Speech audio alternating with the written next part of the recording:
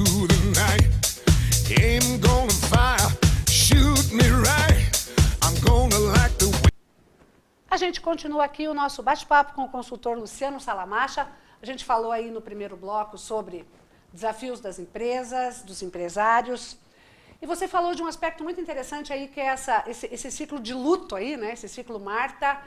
E esse ciclo de luto nunca foi tão presente nas casas dos brasileiros quando o assunto é emprego, ou melhor, desemprego. Que avaliação que a gente faz desse cenário aí de desemprego, que a gente vê a mídia dizendo que nunca antes na história desse país foi tão grande? É uma expressão cada vez mais infeliz, né? É, exatamente. É melhor não dizer que dá azar. Mas assim, Ana, a maioria dos fenômenos sociais tem como característica um fenômeno cíclico. Uhum. Então, a moda é fácil de explicar. De repente, todo mundo quer ter uma máquina de fazer pão em casa. Aí, de repente, vai a crise, daqui a pouco ninguém mais usa aquele negócio. Aí, agora, a moda das mulheres usa a bota. E a bota tem que ser vermelha. Então, vai todo mundo lá, daqui a pouco, ninguém aguenta mais aquilo. Aí, o corte de cabelo, não sei o que lá. Então, os fenômenos sociais, eles têm uma característica de serem cíclicos. E o desemprego também é um fenômeno macroeconômico cíclico. Apenas como curiosidade, quando a taxa de desemprego, quando a crise se instala, aumentam as ações trabalhistas e diminui o divórcio. Apenas como curiosidade. Olha só. Porque quando a crise está instalada, o casal se une na desgraça. E sai caro fazer um divórcio. Então, eles precisam um da receita do outro, do apoio do outro. Por incrível que pareça, a desgraça une.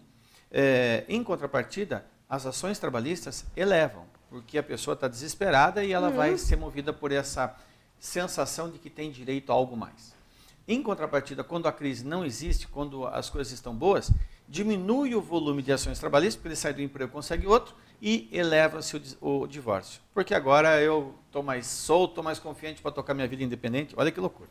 Meu Deus do céu. Bom, na questão do desemprego, o que a gente pode observar é o seguinte: o Brasil tem uma taxa recorde de desemprego.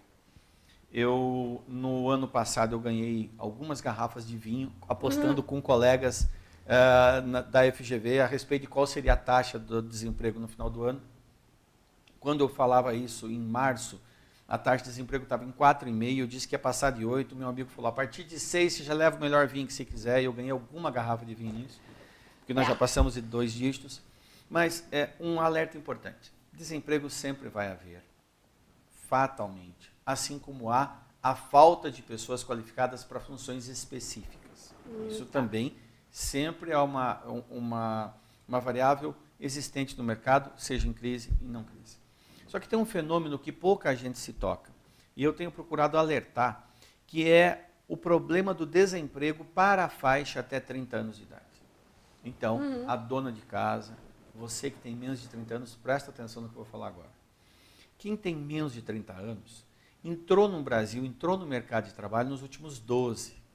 Nesses últimos 12 anos, por uma série de fatores econômicos, e esses fatores econômicos, antes que alguém queira defender qualquer tipo de governo, vamos deixar claro, eram fatores econômicos maquiados, era o incentivo à indústria pelo crédito ao consumidor, que provocou o endividamento que faz com que hoje mais da metade da população brasileira esteja endividada.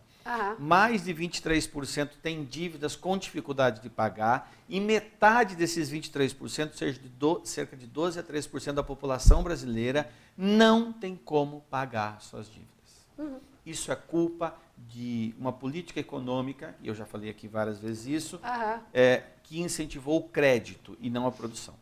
Então, a única coisa que fazia era embarrigar para dali 1 ano, 2, o problema do pagamento.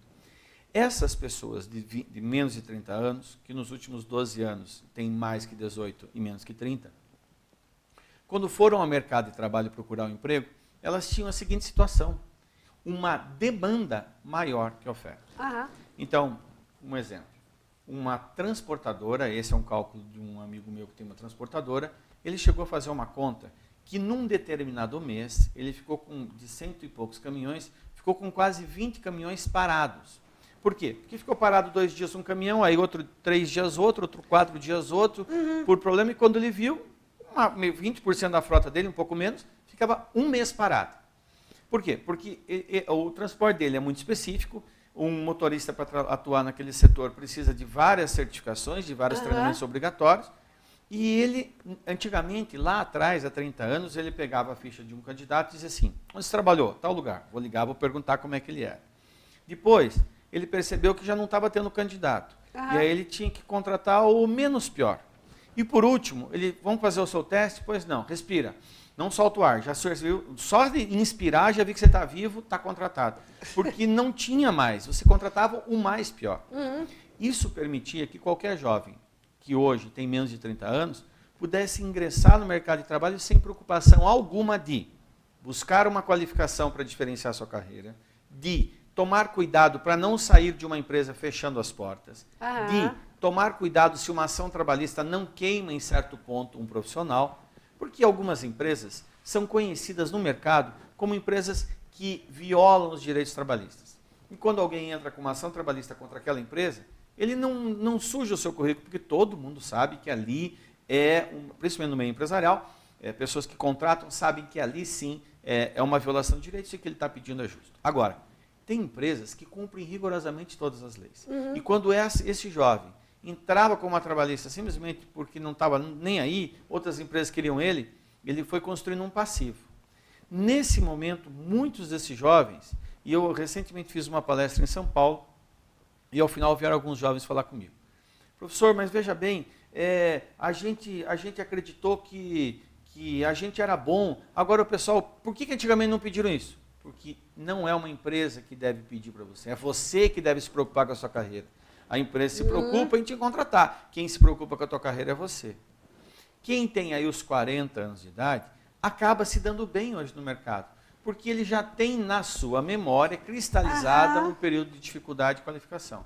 O jovem, ele está surtando, porque diz, ninguém me falou isso, por que não me disseram, por que eu era bom até ontem e hoje eu não sou, por que não confiam em mim, deixa comigo que eu vou estudar. Amigo, o mundo passa, o rio desce, a fila anda. Se você não tomou ação naquele momento, agora você vai ter que ter esforço em dobro para compensar o tempo perdido. E a gente vê que tem uma geração aí, conversando com os empresários, era sempre uma queixa recorrente, da falta de comprometimento do jovem, esse jovem principalmente, com o trabalho, com a vaga de emprego, com a política da empresa, porque estava sobrando vaga, então, não gostei hoje da cor da gravata do patrão, eu vou pedir a conta. Bullying, não, me bulinaram, me trataram mal, o chefe olhou torto para mim. Perigosíssimo. E hoje, quer dizer, nesse sentido, você não tem aí o risco de uma geração mimimi?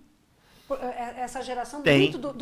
E não só, eu vejo não só nessa geração com relação ao emprego, mas com muitas exigências ou com muitas queixas, ou redes sociais é um exemplo disso.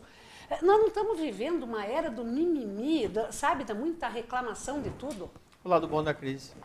A crise vai fazer o pior castigo, porque às vezes não adianta o pai e a mãe falar em casa.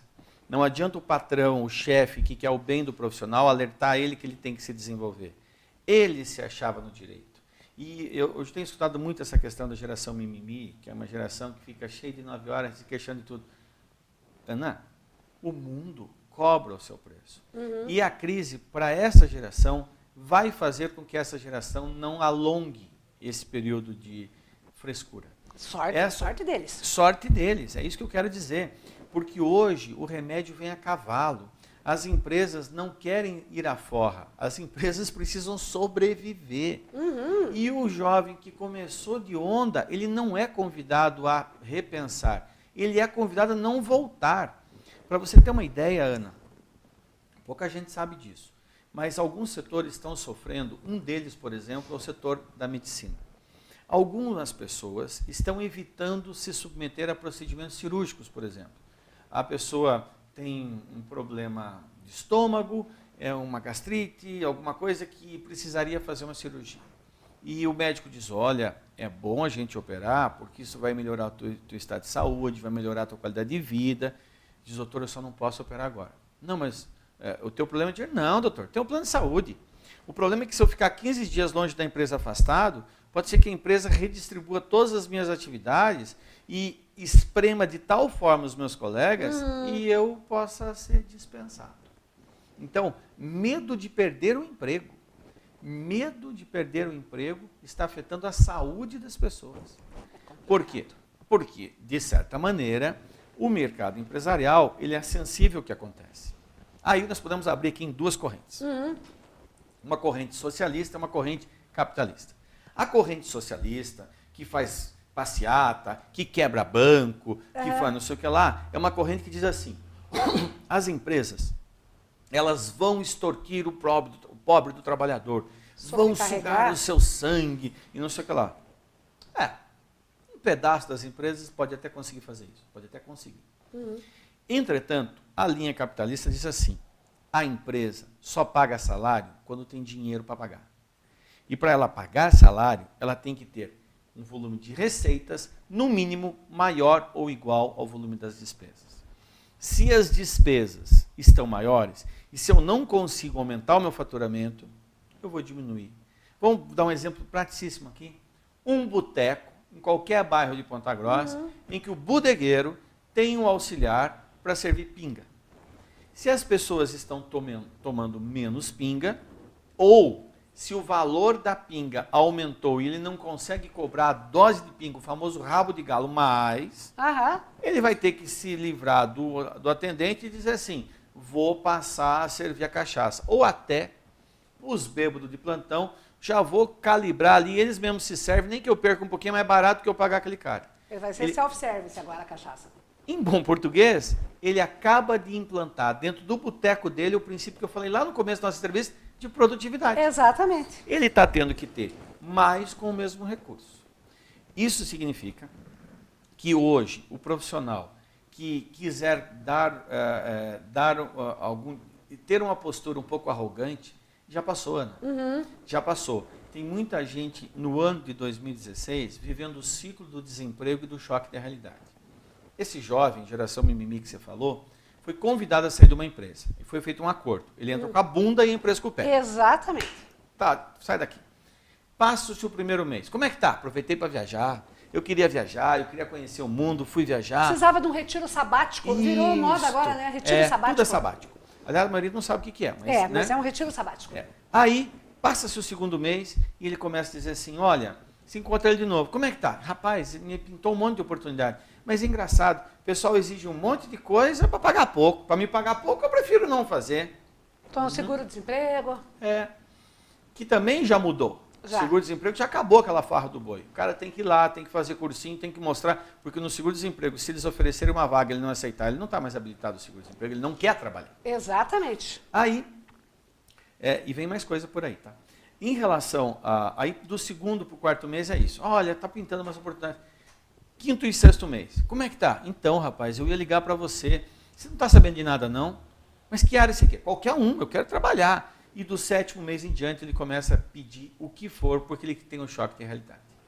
Esse choque de realidade, no mercado brasileiro, vai no mínimo mais 2 anos. Quem está achando que a taxa de desemprego no Brasil vai cair, está completamente equivocado. Mas completamente equivocado. Infelizmente, e eu gostaria muito de errar e ano que vem voltar aqui e dizer, Ana, errei. Disse bobagem. Disse Tomara, bobagem. eu estou torcendo para você. E eu estou torcendo para estar errado também. Mas a taxa de desemprego não vai reverter. Só para você ter uma ideia, a previsão para o ano que vem é que a indústria continue encolhendo, o comércio continue encolhendo perto do zero, o serviço tem um pequeno crescimento e o agronegócio salve o PIB brasileiro. Essa é a realidade do Brasil. Um agronegócio que não chega a ser uma máquina produtora de empregos, né? Porque está cada vez mais mecanizado, você está precisando cada vez menos de gente no agronegócio. Com um detalhe, quando antigamente você dizia assim, ele vai trabalhar de tratorista naquela fazenda, vai ganhar 2 salários mínimos, porque afinal de contas é subir numa máquina e andar para lá e para cá. Hoje em dia, os tratoristas, passados 20, 30 anos, ganham muitos salários mínimos, mais o bônus. Tem tratorista ganhando 4, 5 mil reais.